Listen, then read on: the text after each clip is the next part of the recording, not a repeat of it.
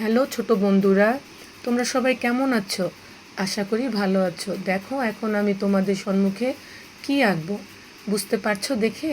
এখানে লেখা ক্যান্ডেল, এখানে লেখা আছে ক্যান্ডেল। এখন আমরা একটি মোমবাতি আঁকবো।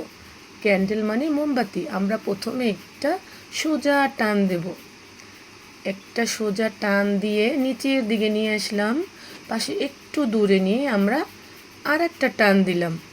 পাশাপাশি আমরা বেশি দূরে নেব না, একটু দূরে নিয়ে আর একটা টান দিলাম। এখন আমরা কি করব, নিচের থেকে আমরা এই দুটো মিলিয়ে দেব। এই যে দেখো আমি মিলিয়ে দিলাম। এখন উপরের দিকে যে আমরা দুটি টান দেখতে পাচ্ছি, এর একটি সাইড একটু উপর থেকে টান দেব, একটু উপরে নিয়ে গেলাম আমরা। এখন উপরে নিলে কি হলো, এটা সমান হলো না, একটু কোনাকুনি হলো। এই কোনাকুনি আমরা কি করব, মিলিয়ে দিলাম।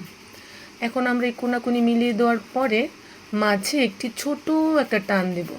দেখো মাঝে একটি ছোট টান দিলাম। এখন আমি ফুলের পাপড়ির মতো এঁকে নেব। ফুলের পাপড়ির মতো এঁকে নেওয়ার পরে চারপাশে আমরা ছোট ছোট টান দিচ্ছি। দেখো কিভাবে টান দিচ্ছি আমি। এভাবে টান দিলে বোঝা যায় যে আগুনটি জ্বলছে, মোমবাতির বা ক্যান্ডেলের আগুনটি জ্বলছে আর দেখতে অনেক সুন্দর লাগে। এরপরে আমরা পাশে একটু বাড়িয়ে একটু ছোট করে আঁকা বাঁকা করে এঁকে নিলাম। এর মাঝে বোঝা যায় যে মোমবাতিটি গলে গলে পড়ছে।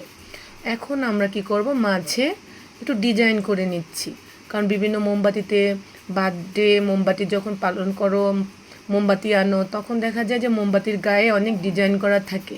এই যে ডিজাইন করে দিলাম। এখন দেখো কত সুন্দর দেখা যাচ্ছে এই ক্যান্ডেলটি। তো এভাবে আমরা সুন্দর ক্যান্ডেল আঁকতে পারি।